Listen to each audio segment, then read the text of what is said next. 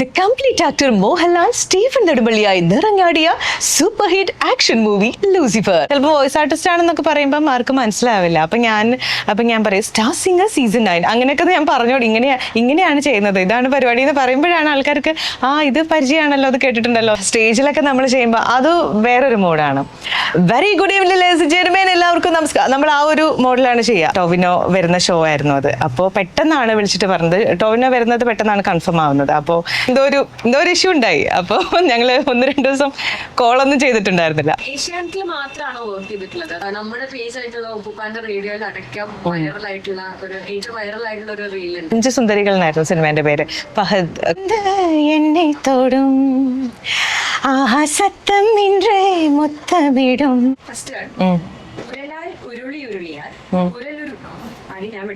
ആന്ധ്രയിലെ 12 കോന്ത്രമൽ ആന്ധ്രയിലെ മുഖ്യമന്ത്രി തന്ത്രപൂർവ്വം തട്ടിയെടുത്തു. പത്രക്കാരനായ പത്രസിന്റെ പത്രാസുകാരിയായ പുത്രി കത്രിന് രാത്രി പത്രം വായിച്ചു എന്നൊക്കെ പറയുന്നുണ്ട്. മുതലെടുക്കാണോ സജി? കുടുംബ പ്രേക്ഷകർക്ക് ഒരുപാട് ഫെമിലിയർ ആയിട്ടുള്ള ഒരു ശബ്ദത്തിനുടമയാണ് ഇന്ന് നമ്മുടെ ഇവിടെ ഗസ്റ്റ് ആയിട്ട് എത്തിയിട്ടുള്ളത്. ഈ ശബ്ദം എല്ലാവർക്കും അങ്ങനെ ഫെമിലിയർ ആണെങ്കിലും ഇതിന് ചെയ്യുന്ന ആർട്ടിസ്റ്റ് ആരാണെന്ന് പലർക്കും അറിയില്ല. Let's welcome Gibia to Inverted Studio. Hi. How are you? സുഖമായിട്ടിരിക്കുന്നു. നമ്മളൊരു കരിയർ പാത്ത് ചൂസ് ചെയ്യുന്ന സമയത്ത് ആരും അങ്ങനെ അധികം ചിന്തിക്കാത്ത ഒരു ഫീൽഡാണ് ഈ ഒരു വോയിസ് ആർട്ടിസ്റ്റ് ആവുക എന്ന് പറയുന്നത്. എങ്ങനെയാണ് ഈ ഒരു ഫീൽഡിലേക്ക് എത്തിപ്പെട്ടത്? ഞാൻ ഒട്ടും പ്രതീക്ഷിക്കാതെയാണ് ഏഷ്യാനെറ്റ് എൻ്റെ അടുത്തേക്ക് വരുന്നത്. ഒട്ടും വിചാരിക്കാത്തൊരു സമയത്താണ് വരുന്നത്. ഞാനൊരു 3rd സ്റ്റാൻഡേർഡ് മുതൽ ഒരു 8ാം ക്ലാസ് മുതൽ സ്റ്റേജിലുണ്ട്. ആസ് എ സിംഗർ എന്നുള്ള രീതിയിൽ സ്റ്റേജിലുണ്ട്. പിന്നെ അതിനുശേഷം ഒരു 7-8 വർഷമായി ആങ്കറിങ് ഒക്കെ ചെയ്യാൻ തുടങ്ങിയിട്ട്, MC ചെയ്യാൻ തുടങ്ങിയിട്ട്. ഇത് നമ്മൾ ഭാസ്കർ എന്ന് പറഞ്ഞൊരു ചേട്ടൻ, ഏഷ്യാനെറ്റിൽ ഗ്രൂമറായിട്ടൊക്കെ വർക്ക് ചെയ്യുന്ന ഒരു ചേട്ടൻ, പുള്ളി മെഗാ ഷോസ് ഒക്കെ ചെയ്യുന്ന ഒരാളാണ്. അപ്പൊ പുള്ളിന്റെ 1-2 ഷോ ഞാൻ ചെയ്തിട്ടുണ്ട്. അപ്പൊ അങ്ങനെ നമ്മൾ പരിചയമാണ്. അപ്പൊ എന്റെ വോക്കൽ അങ്ങനെ ഇഷ്ടപ്പെട്ടു. സാധാരണ നമ്മൾ സ്റ്റാറ്റസ് ഒക്കെ ഇടാറുണ്ട്. സാധാരണ ചെയ്യുന്നത് ജ്വല്ലറീസിന്റെ ആഡുകൾ അല്ലെങ്കിൽ റെസ്റ്റോറന്റ് അങ്ങനെ ഒരുപാട് ചെയ്യാറുണ്ട്. അപ്പൊ അതൊക്കെ പുള്ളി അങ്ങനെ കേട്ടിട്ട് ആ സമയത്ത് ഏഷ്യാനെറ്റിൽ ഓഡീഷൻസ് ഒക്കെ നടക്കുന്ന സമയമായിരുന്നു. അപ്പൊ പുള്ളി എന്റെ വോക്കൽ എനിക്കൊരു ദിവസം ഒരു വാട്സപ്പ് മെസ്സേജ് വരുന്നത്, ഇങ്ങനെ ഒരു പാരഗ്രാഫ്, സീരിയലിന്റെ ആണോ സംശയമുണ്ട്, സീരിയലിന്റെ ഒരു കുറച്ച് പ്രൊമോ കാര്യങ്ങൾ, അപ്പോൾ അതൊന്ന് ചെയ്തിട്ട് അയക്കും എന്ന് പറഞ്ഞു. അപ്പൊ അന്നേരം ഞാൻ അത് അയച്ചു. അപ്പോഴും അങ്ങനെ പ്രതീക്ഷ ഒന്നും ഉണ്ടായിരുന്നില്ല, ജസ്റ്റ് കേൾപ്പിച്ചു. അപ്പൊ അവർക്ക് ഇഷ്ടമായി. അപ്പൊ പിന്നെ നേരിട്ട് ഏഷ്യാനെറ്റിന്റെ മെയിൻ ചാനലിലേക്ക് തന്നെ സെലക്ടഡ് ആയി എന്ന് പറഞ്ഞു. പ്ലസിലും മൂവീസിലും ഒക്കെ വേറെ ആൾക്കാരാണ് തോന്നുന്നു ചെയ്യുന്നത്. ഞാൻ 2 വർഷം സീരിയൽ, സിനിമ, എല്ലാ സിനിമയും, മെയിൻ ചാനലിലുള്ള എല്ലാ സിനിമയും, സീരിയൽസിന്റെ പ്രൊമോസും പിന്നെ ഷോസിന്റെ. സ്റ്റാർ സിംഗർ തുടക്കത്തിൽ ഞാനായിരുന്നു ചെയ്തിട്ടുണ്ടായിരുന്നത്. അങ്ങനെ ഇടയ്ക്ക് ചെയ്യാറുണ്ട് സ്റ്റാർ സിംഗർ. ചെറുപ്പത്തിൽ എപ്പോഴെങ്കിലും വിചാരിച്ചിരുന്നു ഇങ്ങനെ വളർന്നു കഴിഞ്ഞാൽ ഒരു വോയിസ് ആർട്ടിസ്റ്റ് ആണ് ആവാനും ശബ്ദം വെച്ചുള്ള ഒരു കരിയർ ആയിരിക്കും ചൂസ് ചെയ്യാന്നൊക്കെ വിചാരിച്ചു? അങ്ങനെ വിചാരിച്ചിട്ടില്ല. ഞാനൊരു സിംഗർ ആവും എന്ന് തന്നെ എന്റെ മൈൻഡിലും അങ്ങനെയാണ്. ഞാൻ വലുതാവുമ്പം നല്ലൊരു പാട്ടുകാരിയാവും എന്നൊക്കെയാണ് ഞാൻ വിചാരിച്ചിട്ടുണ്ടായിരുന്നത്. പക്ഷെ നമ്മൾ ഒട്ടും വിചാരിക്കാത്ത കരിയറൊക്കെയാണ് നമ്മൾ ഇപ്പം എത്തിയിട്ടുള്ളത്, അല്ലെങ്കിൽ ആങ്കർ ചെയ്യാൻ തുടങ്ങിയത് കാര്യങ്ങൾ. എന്റെ ഫാമിലിയിൽ തന്നെ എല്ലാവരും വിചാരിച്ചിരിക്കണേ ഞാനൊരു പാട്ടുകാരിയാണെന്നുള്ളൊരു ധാരണ. അവർക്ക് കുറെ ആൾക്കാർക്ക് ഇപ്പോഴും അറിയില്ല ഞാൻ ആങ്കറിംഗ് ഒക്കെയാണ് ചെയ്യുന്നത്, അല്ലെങ്കിൽ വോയിസ് ആർട്ടിസ്റ്റ് ആണെന്നൊന്നും പലർക്കും ഇപ്പോഴും അറിയില്ലെന്ന് തോന്നുന്നു. അപ്പം പക്ഷേ നന്ന ചെറുപ്പത്തിലൊക്കെ ഒരു 9th 8th പഠിക്കുന്ന സമയത്ത് ഇങ്ങനെ ചാനലിലൊക്കെ വരുന്ന കുറെ പ്രൊമോസും കാര്യങ്ങളൊക്കെ, ആ സമയത്തൊക്കെയുള്ള പരസ്യങ്ങളൊക്കെ കാണുമ്പോൾ ഇടയ്ക്ക് പറഞ്ഞു നോക്കാറുണ്ട്. നമ്മളിങ്ങനെ ചന്ദ്രിക അല്ലെങ്കിൽ Brooke Bond Red Label super star എന്നൊക്കെ പറഞ്ഞിട്ട്. അപ്പൊ ഞാൻ അന്നേരമൊക്കെ ഇങ്ങനെ പറഞ്ഞു നോക്കാറുണ്ട്, അതൊക്കെ ചെയ്യാൻ പറ്റുന്നുണ്ടല്ലോ, ഞാൻ ഇതൊക്കെ അടിപൊളിയായിട്ട് ചെയ്യുന്നുണ്ടല്ലോ. ഞാൻ ആ സമയത്ത് ഇങ്ങനെ വിചാരിച്ചിട്ടുണ്ടായിരുന്നു. പക്ഷെ അപ്പോഴൊന്നും ഇങ്ങനെ ഒരു കരിയറിലേക്ക് ആയിരിക്കും നമ്മൾ വരുന്നതെന്നൊന്നും വിചാരിക്കുന്നില്ല. വോയിസ് വെച്ചിട്ടുള്ള പരിപാടിയാണ് എല്ലാം. അപ്പം ഈ ഒരു ഫീൽഡിൽ ഇങ്ങനെ ഇതില് വോയിസ് റിലേറ്റഡ് അങ്ങനെ എക്സസൈസ് ഒക്കെ ചെയ്യാറുണ്ട്, അങ്ങനെ എന്തെങ്കിലും ചെയ്യാറുണ്ടോ? എക്സസൈസ് ചിലപ്പം മോർണിംഗിലൊക്കെ വർക്ക്, നമ്മൾ എണീറ്റ സമയത്തൊക്കെ ചിലപ്പോൾ പെട്ടെന്നൊക്കെ വർക്ക് ഉണ്ടെങ്കിൽ നമുക്ക് ചില വാക്കുകളൊക്കെ പതുങ്ങിയൊക്കെ വരും, അത് കറക്റ്റായിട്ട് വരില്ല ചില വാക്കുകൾ. അപ്പോൾ അതിനൊക്കെ വേണ്ടി നമ്മൾ QEQR എന്നുള്ളൊരു സംഗതി ഉണ്ട്. അപ്പോൾ നമ്മളെ കറക്റ്റായിട്ട് QEQR എന്ന് പറയുമ്പോൾ കറക്റ്റായിട്ട് നമ്മളെ അക്ഷരങ്ങളൊക്കെ നമുക്ക് കറക്റ്റ് ആവാനായിട്ട്. പിന്നെ അതുപോലെ നമ്മൾ വോക്കൽ കോഴ്സിനൊക്കെ വേണ്ടിയിട്ട് നമ്മളിങ്ങനെ ഇങ്ങനെ ഇങ്ങനെ ഹോൾഡ് ചെയ്ത് പിടിച്ചിട്ട് എന്നൊക്കെ പറയുന്ന കുറച്ച് എക്സസൈസസ് ഒക്കെ ഉണ്ട്. അപ്പൊ അതൊക്കെ കുറച്ച് ഇടയ്ക്ക് അങ്ങനത്തെ ചിലതൊക്കെ ചെയ്യാറുണ്ട്. ഇടയ്ക്ക് എനിക്ക് തോന്നിക്കഴിഞ്ഞാൽ മാത്രം, പക്ഷെ സ്ഥിരമായിട്ട് ചെയ്യുന്നതല്ല. ഇടയ്ക്ക് ചിലപ്പം റിപ്പീറ്റ് ചെയ്ത് ഇങ്ങനെ പറഞ്ഞുകൊണ്ടിരിക്കുക, എന്നാൽ ചില വാക്കുകൾ അവിടെ എത്തുമ്പം വീണ്ടും തെറ്റും. അപ്പൊ എനിക്ക് തോന്നും, അപ്പോൾ 1-2 എക്സസൈസ് ഒക്കെ പെട്ടെന്ന് ചെയ്ത് കുറച്ച് റിലാക്സ്ഡ് ആയിട്ട് പിന്നെയും ചെയ്യും. അങ്ങനെയൊക്കെയാണ്. ഇപ്പം വോയിസ് ഒക്കെ പോവാലോ നമുക്ക്.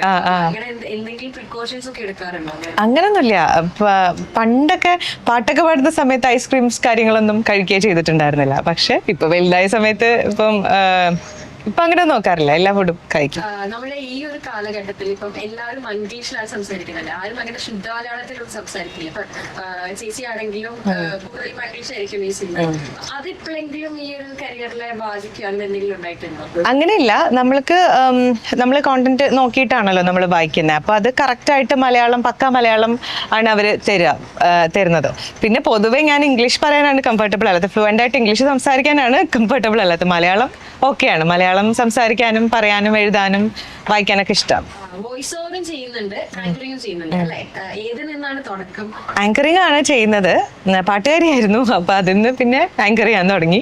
ആദ്യം സിംഗർ, പിന്നെ ആങ്കറിംഗ്, പിന്നെയാണ് വോയിസ് ഓവറിലൂടെ. ഇപ്പൊ എല്ലാം കൂടെ ചെയ്യുന്നുണ്ട് എന്നുള്ളൊരു അവസ്ഥ. പക്ഷെ പാടാനിപ്പം ഭയങ്കര ബുദ്ധിമുട്ടാണ്. കാരണം വോക്കൽ ഇങ്ങനെ ഏത് സമയത്തും ഒന്നുകിൽ റെക്കോർഡിങ് അല്ലെങ്കിൽ പ്രോഗ്രാമൊക്കെ ആയിട്ട് ഭയങ്കര ബുദ്ധിമുട്ടാണ്. പാട്ട് പാടാനിപ്പോൾ ഭയങ്കര ബുദ്ധിമുട്ടാണ്. അത് ഒരു വിധത്തിൽ അത് ആലോചിക്കുമ്പോൾ ഭയങ്കര ഒരു സങ്കടമാണ്. പാട്ട് പാടാൻ പറ്റുന്നില്ലല്ലോ എന്ന് ആലോചിക്കുമ്പോൾ. സ്റ്റാർട്ട് ചെയ്തത് അവിടുന്നാണ്. അതെ അതെ. ആങ്കറിംഗും വോയിസ് ഓവറും രണ്ടും ഡിഫറെന്റ് ആണല്ലോ. ഏതാണ് കൂടുതൽ ചാലഞ്ചിങ് ആയിട്ടുള്ളത്? വോയിസ് ഓവർ നമ്മൾ ചെയ്യുന്നത് കംഫർട്ടബിൾ ആയിട്ട് നമ്മളെ വീട്ടിലിരുന്ന് നമുക്ക് കംഫർട്ടബിൾ ആയിട്ടുള്ള ഒരു ഏരിയയാണ് നമ്മൾ ചെയ്യുന്നത്. നമ്മൾ പ്രോഗ്രാം ചെയ്യാന്ന് പറയുമ്പോൾ അത് സിറ്റുവേഷൻ മാനേജ് ചെയ്യുക എന്നുള്ളത് തന്നെയാണ് മെയിൻ ആയിട്ടുള്ളത്. ഒരു MC എന്നുള്ള രീതിക്ക് നമുക്ക് അവിടെ ഉണ്ടാവുന്ന സിറ്റുവേഷൻ നമ്മൾ എങ്ങനെയാണോ മാനേജ് ചെയ്യുക എന്നുള്ളത് അത് അപ്പോൾ നടക്കുന്ന കാര്യങ്ങളാണ്. അപ്പം ഫിലിമിന്റെ പ്രൊമോഷൻസിന്റെ പ്രോഗ്രാം ആയിക്കോട്ടെ, അല്ലെങ്കിൽ ഇനോഗ്രേഷൻസ് ആയിക്കോട്ടെ, ഗസ്റ്റ് ഒക്കെ വരുന്ന ഷോസ് ആയിക്കോട്ടെ, അതൊക്കെ സിറ്റുവേഷൻ അനുസരിച്ച് നമ്മൾ മാനേജ് ചെയ്യുക. ചില ആൾക്കാരുടെ അടുത്ത് ചിലപ്പം ഒരു തവണയെ ചോദിക്കാൻ പാടുള്ളൂ ഒരു പാട്ട് പാടുക എന്നുള്ള, രണ്ടാമത്തെ തവണ ചോദിച്ചാൽ ചിലപ്പോൾ അതുപോലെ ആയിരിക്കില്ല അവർ ബിഹേവ് ചെയ്യുക. അപ്പോൾ അങ്ങനത്തെ ഒക്കെ കുറേ സിറ്റുവേഷൻസ് ഉണ്ട്. അത് അതിനനുസരിച്ച് നമ്മൾ മാനേജ് ചെയ്യുക. അപ്പോൾ കുറച്ചുകൂടി ചലഞ്ചിങ് ആയിട്ടുള്ളത് ആങ്കറിംഗ് തന്നെയാണെന്ന് തോന്നുന്നു. ഇപ്പം ആങ്കറിംഗിന്റെ വോയിസ് ഓവർ ചെയ്യുന്നതിന്റെ മോഡുലേഷൻസ് ഡിഫറെന്റ് ആയിരിക്കും. വോയിസ് ഓവർ ചെയ്യുമ്പോൾ ഉള്ള ഒരു മോഡൽ കുറച്ചും കൂടെ ബോൾഡ് ആയിട്ടാണ് ആങ്കറിംഗ് ഒന്നും കൂടെ ചെയ്യുന്നത്. അപ്പം how do you prepare for both? എങ്ങനെയാണ്? ഇപ്പം സ്റ്റേജിലൊക്കെ നമ്മൾ ചെയ്യുമ്പോൾ അത് വേറൊരു മോഡാണ്. Very good evening ladies and gentlemen, എല്ലാവർക്കും നമസ്കാരം. നമ്മൾ ആ ഒരു മോഡിലാണ് ചെയ്യുക. നമുക്ക് കാരണം ഇപ്പം ഫ്രണ്ടിലിരിക്കുന്നത് ചിലപ്പോൾ 10,000 ആൾക്കാരായിരിക്കും. അപ്പോൾ അവർക്കൊക്കെ നമ്മുടെ ഒരു എനർജിയും നമ്മുടെ ഒരു ബോഡി ലാംഗ്വേജും നമ്മുടെ ആ ഒരു വോക്കൽ അവിടം വരെ എത്തണം. ഏറ്റവും പുറകിൽ നിൽക്കുന്ന ആൾക്ക് വരെ നമ്മൾ എത്തണം എന്നുള്ള രീതിക്കാണ് നമ്മൾ സംസാരിക്കുക. പക്ഷേ മറ്റേത് ഞാൻ പറഞ്ഞ പോലെ തന്നെ എപ്പോഴും ഒരു കംഫർട്ടബിൾ ആയിട്ടുള്ള സോണിലായിരിക്കും നമ്മളിത് ചെയ്ത്. ഇപ്പം ഇവൻ തെറ്റിപ്പോയി കഴിഞ്ഞാൽ നമ്മൾ വീണ്ടും റിപ്പീറ്റ് ചെയ്തൊക്കെയല്ലേ പറയുന്നത് വോയിസ് ഓവർ ചെയ്യുന്നത്.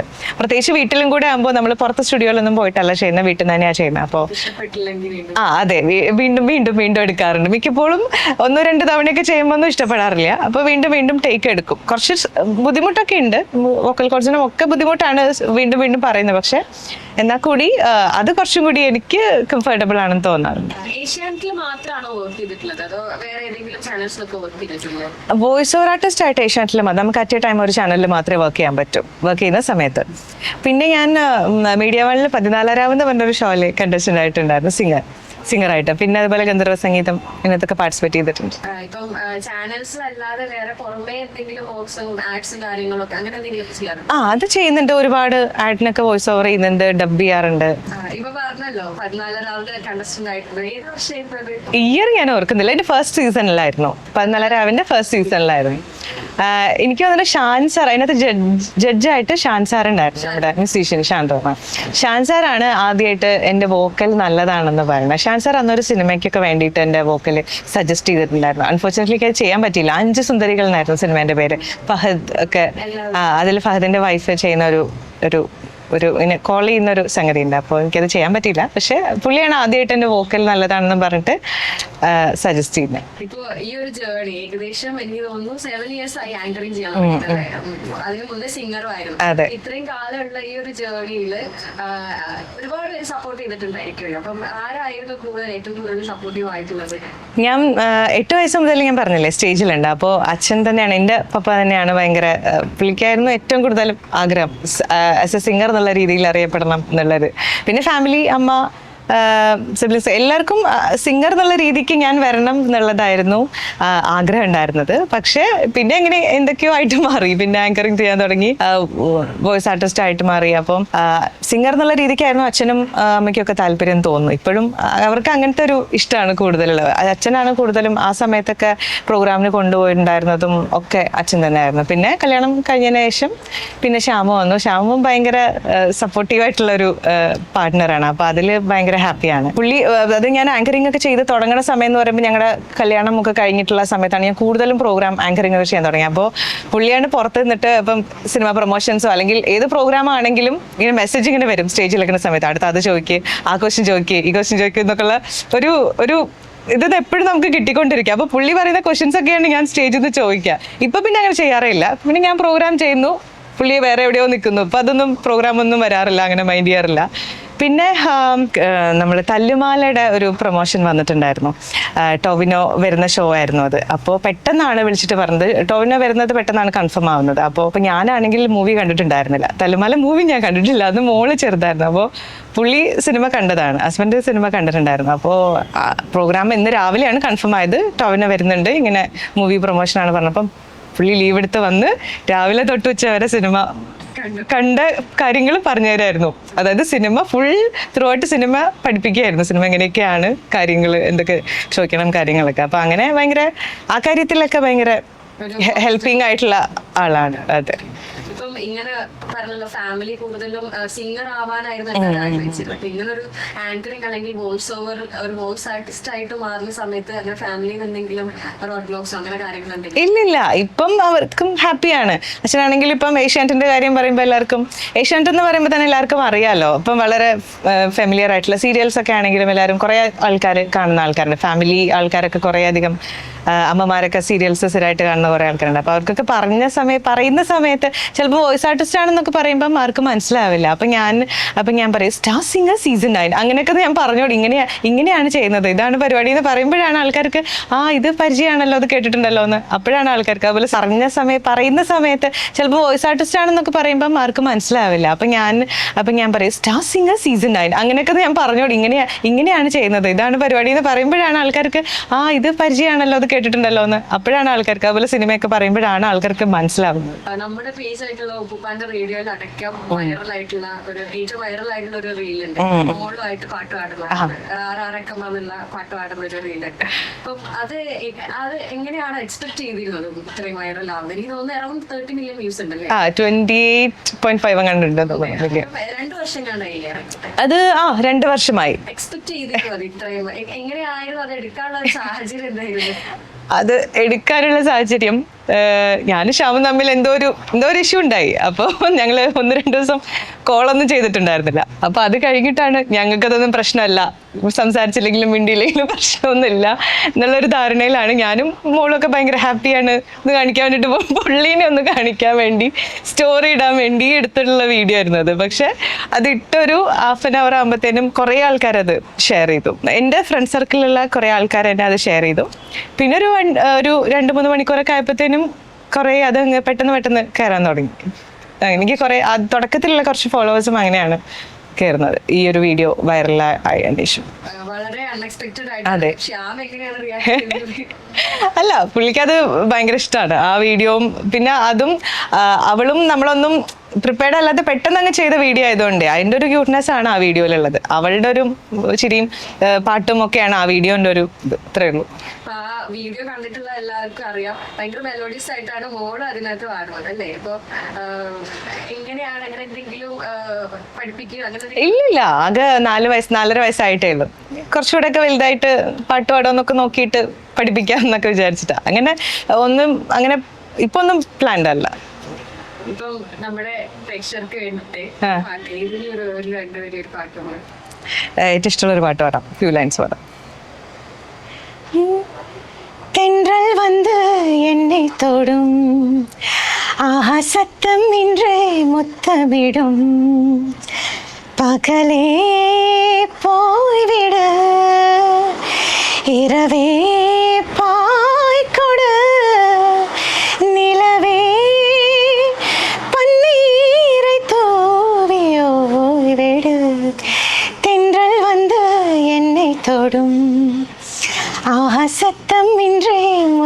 വിടും. ഓക്കെ.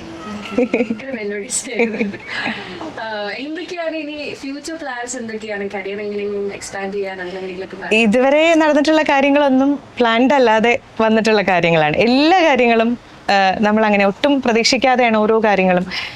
ഒരിക്കലും ലൈഫിൽ ആങ്കറിങ് ചെയ്യുമെന്ന് ഞാൻ സ്വപ്നത്തിൽ പോലും വിചാരിച്ചിട്ടുണ്ടായിരുന്നില്ല. കാരണം ഞാൻ ചെറുപ്പത്തിലൊക്കെ സ്റ്റേജിൽ കയറി കഴിഞ്ഞാൽ ഭയങ്കരമായിട്ട് വിറയ്ക്കുന്ന ആളായിരുന്നു. കോമ്പറ്റീഷൻസിനൊക്കെ പങ്കെടുത്തിട്ടുണ്ടായിരുന്നു. അത് നമ്മൾ ഹൈസ്കൂൾ വരെ, അല്ലെങ്കിൽ എല്ലാ ക്ലാസ്സിലും കോമ്പറ്റീഷൻ, ലൈറ്റ് മ്യൂസിക്, മാപ്പിളപ്പാട്ട്, മലയാളപ്പതി എന്നൊക്കെ പറഞ്ഞിട്ട് കോമ്പറ്റീഷൻസ് കാര്യങ്ങളൊക്കെ ഉണ്ട്. അപ്പോൾ അന്നോട്ട് തന്നെ സ്റ്റേജ് എന്ന് പറഞ്ഞാൽ ഭയങ്കര ഒരു പേടിയും വിറയ്ക്കുന്ന ഒരാളായിരുന്നു. പൊതുവെ ആൾക്കാരോട് സംസാരിക്കാനും ഒക്കെ മടിയും ചമ്മലൊക്കെ ഉള്ള ആളായിരുന്നു ചെറുപ്പത്തിൽ. അപ്പോൾ ഒട്ടും വിചാരിച്ചിട്ടുണ്ടായിരുന്നില്ല സ്റ്റേജിൽ കയറി ഇങ്ങനെയൊക്കെ പേടിയില്ലാണ്ട് സംസാരിക്കാൻ പറ്റുന്നുള്ളത്.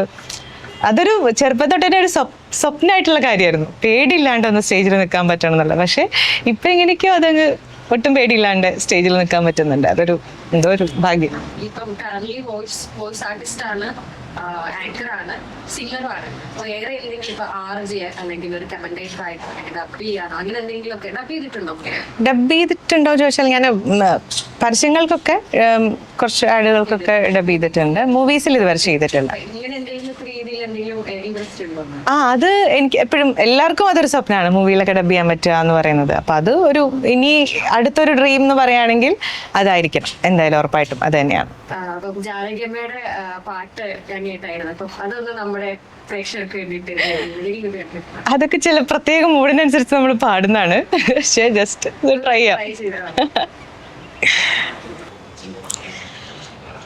മാഗഴി തിങ്കളല്ലവാ, മതി കൊഞ്ചു നാളല്ലവാ, ഇത് കണ്ണൻ വരുമ്പോഴതല്ലവാ, ഒരു മുറയുനത് തിരുമുഖം பார்த்தால் விடை தரும் உயிரல்லவா, வருவா தலைவா வாழ்வே வெறும் கனவா, மார்கழி திங்கள் அல்லவா, மதி கொஞ்ச நாள் அல்லவா, இது கண்ணன் வரும் பொழுதல்லவா.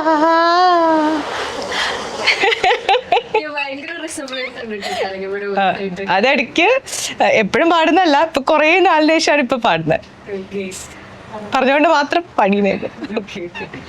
ഇപ്പം ഞാൻ റീസെന്റ് ആയിട്ട് തമിഴിൽ ഒരു വോയിസ് ഓവർ ചെയ്തിരുന്നു അല്ലേ? അപ്പം അങ്ങനെ ആദ്യമായിട്ടാണ് അത് ചെയ്യുന്നത്. തമിഴ് ചെയ്തിട്ടുണ്ട്, കന്നഡ ചെയ്തിട്ടുണ്ട്. അപ്പം അതൊക്കെ ആഡുകളായിരിക്കും. അപ്പൊ അവർക്ക് എന്താ വെച്ചാൽ നമുക്ക് മലയാളത്തിൽ അല്ലെങ്കിൽ നമുക്ക് ഇംഗ്ലീഷിൽ അങ്ങ് ടൈപ്പ് ചെയ്ത് തരും. അപ്പോൾ നമുക്ക് ആക്ച്വലി എന്താ പറയുന്നത് പോലും വലിയ ധാരണ ഉണ്ടാവില്ല. തമിഴിന് എല്ലാ വേർഡ്സും നമുക്ക് അത്രയും അറിയില്ല, എന്നാലും നമ്മളൊക്കെ പറയും എന്ന് മാത്രം. അപ്പം നമ്മള് അതിൽ ഓരോ സെന്റൻസിനും മോഡുലേഷൻ മാറുന്നതിനനുസരിച്ച് അതിന്റെ ലോജിക്ക് മാറാമല്ലോ. അപ്പം അതിൽ എന്തെങ്കിലും ഇങ്ങനെ അന്യഭാഷയിൽ ഡബ് ചെയ്യുന്ന സമയത്ത് എന്തെങ്കിലും ബുദ്ധിമുട്ട് ഫേസ് ചെയ്തിരുന്നോ? ഒന്നുമില്ല. സത്യത്തിൽ ഞാൻ എന്താ പറയുന്നത്, എനിക്ക് എങ്കിലും പാടും വാടിക്കൈയാളറുകൾക്ക് 80% തള്ളുപടി എന്നൊക്കെ പറഞ്ഞിട്ട് നമുക്ക് മനസ്സിലാവും ഇതെന്തോ ഓഫേഴ്സും കാര്യങ്ങളൊക്കെയാണ് പറഞ്ഞുകൊണ്ടിരിക്കണമെന്ന് മനസ്സിലാവും. പക്ഷെ നമ്മളങ്ങ് പറയണത്. ആങ്കറിംഗ് ഒക്കെ ഇപ്പൊ ഒരുപാട് ഈവെന്റ്സിലൊക്കെ ചെയ്തിട്ടുണ്ട് അല്ലേ? അപ്പം ഓരോ ഈവെന്റ്സും ഡിഫറെന്റ് ആയിരിക്കുമല്ലോ. അപ്പൊ നമ്മൾ ഓരോന്നിനും യൂസ് ചെയ്യുന്ന വാക്കുകൾ അല്ലെങ്കിൽ നമ്മൾ കൊടുക്കുന്ന ഒരു വൈബ് ഓരോ ഈവെന്റ്സിനനുസരിച്ചും ഡിഫറെന്റ് ആയിരിക്കും. ഇപ്പൊ നമ്മളൊരു കുട്ടികളുടെ പരിപാടിക്ക് ചെയ്യുന്ന പോലെ ആയിരിക്കില്ല ഒരു മൂവി പ്രൊമോഷൻ ചെയ്യുന്നുണ്ടാവും. അപ്പം ഭാഷാജ്ഞാനം എന്ന് പറയുന്നത് ഒരു ആർട്ടിസ്റ്റിനെ സംബന്ധിച്ചിടത്തോളം വളരെ റെലവെന്റ് അല്ലേ? തീർച്ചയായിട്ടും. നമ്മൾ യൂസ് ചെയ്യുന്ന വേർഡ്സ് പ്രോപ്പർ അല്ലേന്ന് ആലോചിക്കണം. ചില വാക്കുകളൊക്കെ തെറ്റിപ്പോയി കഴിഞ്ഞാൽ, പണ്ടൊക്കെ എനിക്ക് ഏതെങ്കിലും ഒരു വാക്ക് തെറ്റുകഴിഞ്ഞാൽ പിന്നെ ഞാൻ മൊത്തം ബ്ലാങ്ക് ആവുന്ന ഒരു പരിപാടി ഉണ്ടായിരുന്നു. അപ്പം ഇപ്പം അതൊക്കെ കുറച്ചും കൂടി ഓക്കെ ആയിട്ടുണ്ടെന്നാണ് തോന്നുന്നത്. പിന്നെ പല പ്രോഗ്രാമും വ്യത്യസ്തമായിരിക്കും. ഇപ്പോൾ ഒരു കുട്ടികളൊക്കെ ആയിട്ട് മാനേജ് ചെയ്യേണ്ട പ്രോഗ്രാം ആയിരിക്കില്ല നമ്മൾ മൂവി പ്രൊമോഷൻസിന് വരുമ്പോൾ, അതും റിലേറ്റഡ് ആയിട്ടുള്ള കാര്യങ്ങൾ. അപ്പോൾ അതിനനുസരിച്ച് അങ്ങനെ ചെയ്യുന്നു എന്ന് മാത്രം. അപ്പം ഭാഷയെ പറ്റി പറഞ്ഞതുകൊണ്ട് തന്നെ അടുത്ത് നമുക്കൊരു ഫൺ ടാസ്ക് ആണ്. കുറച്ച് ടൈം ട്വിസ്റ്റേഴ്സ് ഞാൻ തരാം, അതൊന്ന് ട്രൈ ചെയ്യാവോ? ഫസ്റ്റ്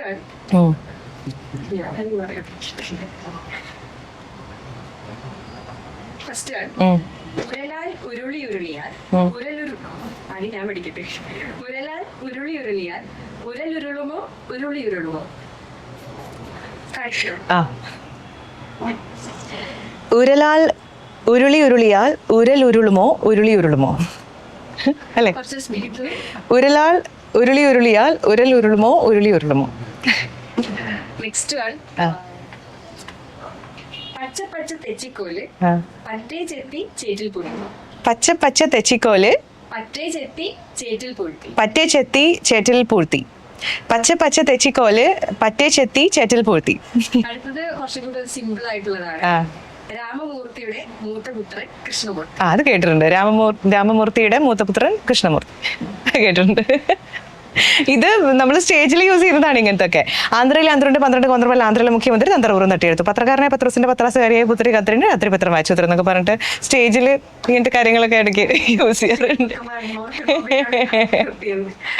നല്ല രസമുണ്ടായിരുന്നു അത് കേൾക്കാൻ. ഇപ്പം ഏഷ്യാനെറ്റിന്റെ വോയിസ് ഓവേഴ്സ് ഒക്കെ ഒരുപാട് കാലമായിട്ട് ചെയ്തുകൊണ്ടിരിക്കുന്ന നമ്മുടെ പ്രൊഫസർ അയ്യർ സാറാണ്. മീറ്റ് ചെയ്തിട്ടുണ്ടോ? ഇല്ല, ഞാൻ പുള്ളിയെ നേരിട്ട് കണ്ടിട്ടില്ല, പരിചയപ്പെട്ടിട്ടില്ല. പക്ഷേ കുറേ കേട്ടിട്ടുണ്ട്. വളരെ സീനിയർ ആയിട്ടുള്ള ഒരു ആർട്ടിസ്റ്റാണ്.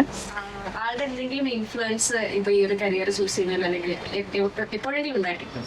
ഇങ്ങനെ ഒരുപാട് വർഷങ്ങളായിട്ട് ഇതൊക്കെ ചെയ്യുന്ന ആൾക്കാരെ നിന്ന് നമുക്ക് ഉറപ്പായിട്ടും കുറേ കാര്യങ്ങൾ പഠിക്കാനുണ്ട്. ഇപ്പം നമ്മുടെ ഭാഗ്യലക്ഷ്മി ചേച്ചിയാണെങ്കിലും അല്ലെങ്കിലും നമ്മുടെ ശ്രീജ, രവി, ഇവരൊക്കെ സിനിമയിലൊക്കെ ഒരുപാട് വർഷങ്ങളായിട്ട് വർക്ക് ചെയ്യുന്ന ആൾക്കാരാണ്. അപ്പം അവരാണെങ്കിലും എനിക്ക് അവരൊക്കെ പേഴ്സണലി ഭയങ്കര ഇഷ്ടമുള്ള ആൾക്കാരാണ്. അപ്പോൾ എനിക്ക് തോന്നുന്നത് ഈ ഒരു വളരെ കുറച്ചായിട്ടേ ഉള്ളൂ. ഇപ്പോൾ ഈ ശ്രീജ, രവിയൊക്കെ ആണെങ്കിൽ ഇത്രയ്ക്ക് പോപ്പുലർ ആയിട്ട്, അല്ലെങ്കിൽ എല്ലാ ആൾക്കാർക്കും, സാധാരണ ആൾക്കാർക്കൊക്കെ ഈ കാവ്യമാധവനൊക്കെ ഡബ് ചെയ്യുന്നത് ഇവരാണ് എന്നൊക്കെ ഉള്ളത് എനിക്ക് തോന്നുന്നത് അത് അറിയാൻ തുടങ്ങിയിട്ട് ഒരുപാട് കാലം ആയിട്ടില്ല.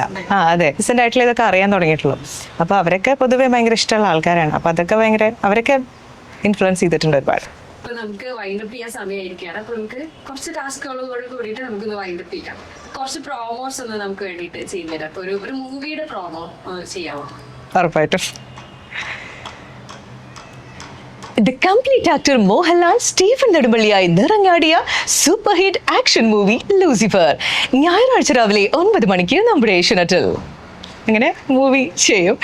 വേറൊരു മൂവി പറയുകയാണെങ്കിൽ biopic of A billion boys എന്ന ടാഗ് ലൈനോട് കൂടിയെത്തിയ യുവത്വത്തിന്റെ കുസൃതി കഥ, കോമഡി സ്പെഷ്യൽ ഫാമിലി എന്റർടൈനർ വാഴ മിനി സ്ക്രീനിൽ ആദ്യമായി നവംബർ 24 ഞായറാഴ്ച വൈകുന്നേരം 6 മണിക്ക് നമ്മുടെ ഏഷ്യനെറ്റിൽ.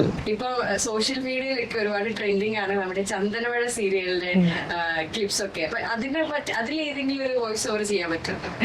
അതൊന്നും ഞാനല്ല ചെയ്തിട്ടുണ്ടായിരുന്നത്. പക്ഷേ സീരിയൽസ് ഒരുപാട് ചെയ്യുന്നുണ്ട്. മൗനരാഗം, ഇഷ്ടം മാത്രം, പിന്നെ ഗൗരി ശങ്കരം, കുറേ സീരിയൽസ് ചെയ്യുന്നുണ്ട്. ഞാൻ ചെയ്യുന്ന 1-2 സീരിയൽ പറയാം. ഏഷ്യനെറ്റ് മാറ്റിനി സീരിയൽസ്. വിവാഹാഘോഷങ്ങൾക്കിടയിൽ നൃത്തവേദിയിൽ പരസ്പരം വെല്ലുവിളിയുമായി അശ്വിനും ശ്രുതിയും. ഏതോ ജന്മകൽപ്പനയിൽ തിങ്കൾ മുതൽ വെള്ളി വരെ ഉച്ചയ്ക്ക് 2:30. ആദർശിനെ രക്ഷിക്കുവാനുള്ള ശ്രമത്തിനിടയിൽ ഗൗരി അപകടത്തിലേക്ക്. ഉദ്യോഗം നിറഞ്ഞ കഥാസന്ദർഭങ്ങളുമായി ഗൗരി ശങ്കരം. അനാമികയെ തേടി നന്ദുവും നയനയും. തനിക്ക് നേരെ നീളുന്ന സംശയത്തിന്റെ നിഴൽ നീക്കാൻ നന്ദുവിനാകുമോ? പത്തരമാറ്റ് തിങ്കൾ മുതൽ ശനി വരെ രാത്രി 8:30. ഇപ്പം ഈ സിനിമയ്ക്ക് ചെയ്യുന്നതും സീരിയൽ ചെയ്യുന്നതും കുറച്ച് ഡിഫറെന്റ് ആണല്ലേ? സീരിയലാണ് എനിക്ക് തോന്നുന്നു ഒന്നും കൂടി ഒരുപാട് ഇമോഷൻസും കൊണ്ടു നിർത്തുന്ന ഒരു ക്യൂരിയോസിറ്റി കൊണ്ട് നിർത്തണം. അപ്പൊ അതെങ്ങനെയാണ് ഡിഫറെന്റ് ആകുന്നത്? സിനിമ ചെയ്യുമ്പോൾ നമുക്ക് അത്രയും ബുദ്ധിമുട്ടില്ല. കാരണം സിനിമ എന്ന് പറയുമ്പോൾ നമുക്ക് അറിയാലോ ഓരോ സിനിമ.